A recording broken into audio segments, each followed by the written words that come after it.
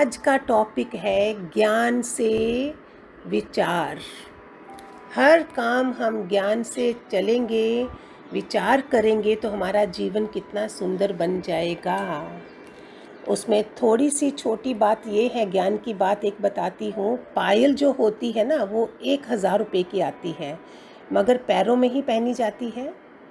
और बिंदी 1 रुपये की आती है, मगर माथे पे सजाई जाती है। इसलिए कीमत मायने नहीं रखती, उसका चरित्र मायने रखता है। घर में रखे हुए गीता और कुरान आपस में कभी नहीं लड़ते, और जो लोग उनके लिए पढ़ते हैं वो इनके लिए लड़ते हैं, वो इनको कभी नहीं पढ़ते।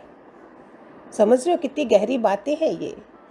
नमक की तरह कड़वा ज्ञान देने वाला ही हमारा सच्चा मित्र होता है। मीठी बात करने वाले चापलूसी होते हैं। इस इतिहास भी गवाह है कि नमक में कभी कीड़े नहीं पड़ते और मिठाई में अक्सर कीड़े पड़ जाते हैं। Beautiful it is. I hope आप सारे इसमें से अपनी ज़िंदगी में लगा के सुंदर बनाते हो अपने जीवन को। तो विचार, ज्ञान और विचार कैसा ज्ञान से होना चाहिए हमारा। एक विचार कहाँ से कहाँ हमें क्या बना सकता है, कितना बुरे रास्ते ले जा सकता है, और एक अच्छा विचार हमारी ज़िंदगी कहाँ से बुद्ध भी बना सकता है हमें। बोलते हैं जीवन की सबसे महंगी चीज़ है हमारा प्रेजेंट।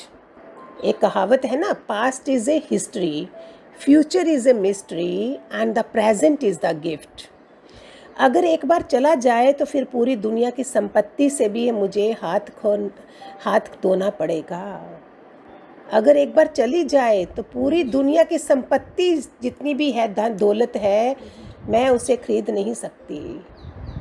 इंसान घर बदलता है, रिश्ते बदलता है, कपड़े बदलता है, दोस्त बदलता है, फिर भी परेशान क्यों रहता है? क्योंकि वह खुद को नहीं बदलता है। ब्रह्म ज्ञान है अपने को बदलना। इसमें ना क्रिया है, क्रिया योग है, नहीं कोई साधना दे रहे हैं आपको, ना मंत्र जाप दे रहे हैं, कुछ भी नहीं है, सिर्फ अपने को बदलना।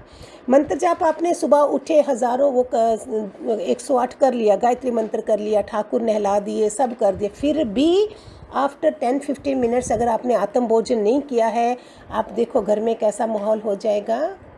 आदत बनानी है अच्छी, बुरी आदत अपने आप मिट जाएगी। ट्राई करो कि मुझे आज सुबह 5 बजे उठना है, अगर मैं 8 बजे उठती थी तो बुरी उतर जाएगी।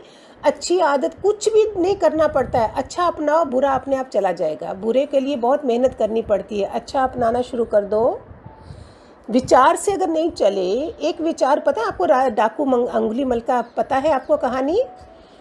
और डाकू नहीं थे उस समय, वो नॉर्मल थे। तो एक राजा, बिंदी राज पता नहीं क्या नाम था उसका, राजा का मेरे को पूरा नाम नहीं आ रहा है, बिंदी सार था शायद। उसने कुछ छीनना था उससे राज्य में, तो उसने डिसाइड कर लिया था कि मैं 1000 लोगों को मार दूंगा। डाकू बन गया और बोला कि 1000 लोगों को मार दूंगा। एक विचार करा था उसने, एक थॉट, और क्या करा, उस विचार से उसने वो कर दिया। 999 मार चुका था, 999 लोग मार चुका था, क्योंकि उसने डिसाइड करा था मैंने मारना है। देन एक बचा था अभी। बाय चांस बुद्ध आए हैं उस गांव में, उधर से गुज़र रहे थे, जंगल से गुज़रना था। शिष्य ने बोला इधर से मत जाइए, जहाँ एक भयानक खूंखार डाकू है जो काट डालता है।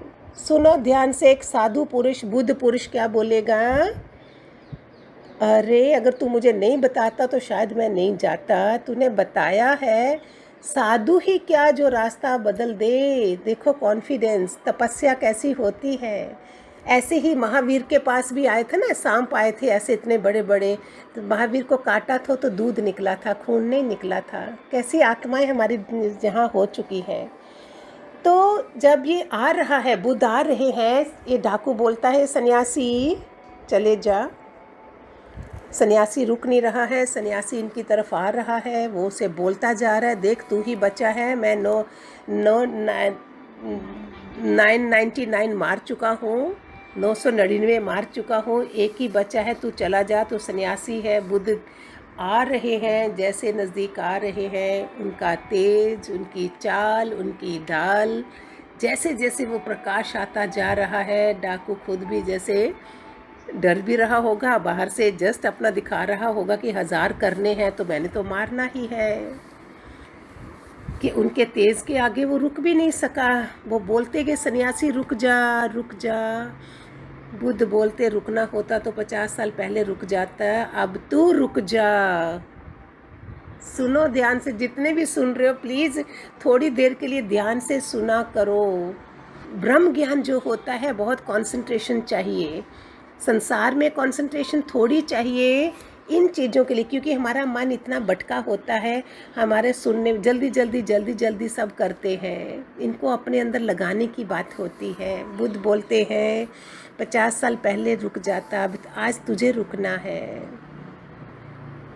बुद्ध बोलते ठीक तुम मुझे मार दे, लेकिन हमें देखो क्या सीखना है, हमें कुछ जांच नहीं आती है, हमारे पास कोई डाकू नहीं है, नॉर्मल लोग हैं घरों में, हमें कुछ बात करने का ढंग भी नहीं आता है, क्योंकि तपस्या नहीं है अपनी। अपनी तपस्या क्या होती है? इंद्रियों का जितेंद्रिय होना, इंद्रियों का गुलाम नहीं होना, ये है तपस्या। ये व्रत होते हैं हमारे, मौन व्रत होते हैं, काम क्रोध मोह लोभ अहंकार से निकलना, ये व्रत होते हैं। व्रत वो थोड़ी खाली खाने वाले व्रत होते हैं, आज अनाज छोड़ दिया, ये व्रत है। मन वचन कर्म पे व्रत है, किसी को मेरा मन नहीं दुखे, मन से भी मेरा किसी का दिल नहीं दुखे। तो उन्होंने क्या बोला, शर्त रखी, रुको तुम मुझे मार देना, एक मेरा कहना मानो, ये टहनी है सामने इसको तोड़ो।